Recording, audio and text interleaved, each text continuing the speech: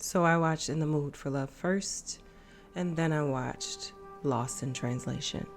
And I will say, In the Mood for Love is still my favorite of the two.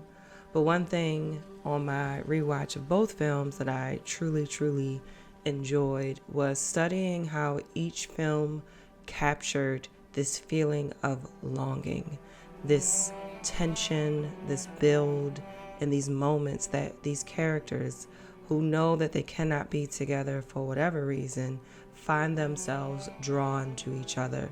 And it is that tension that they do so well in both films that really shows you how these characters feel.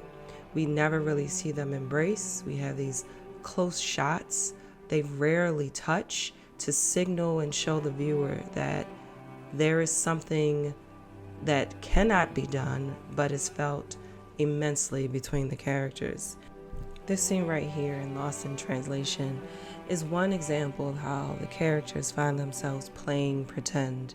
They find themselves in this moment of fantasy where they are together and there's not much to talk about than what just happened in this week. You see the same thing in The Mood for Love. You can tell that Chow is completely smitten by Sue, and they're just playing at this moment of a friendly dinner. They have no choice but to hang on to these moments where they can fantasize about what could have been as they share a meal and gaze into each other's eyes.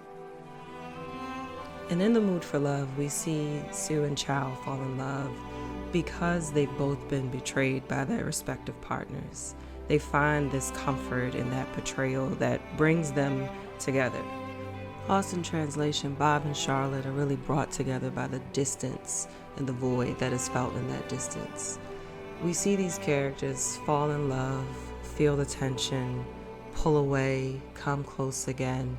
It is this awkward dance of longing and yearning that they can't quite seem to get right. But you get the sense that they really don't want to get it right. That's not what this is about. It is about this feeling that cannot be explained or justified that just takes over and leaves you completely lost in the other's world. And maybe it's for distance. That's the reason that they find their closeness. Or maybe it's the betrayal.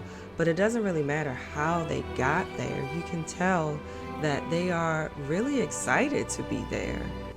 One thing that Wong and Sofia Coppola do is show emotions of their characters without much. They have the onlooking, distraught woman, or the perplexed, stuck man, completely absorbed and lost in some world not where he is currently.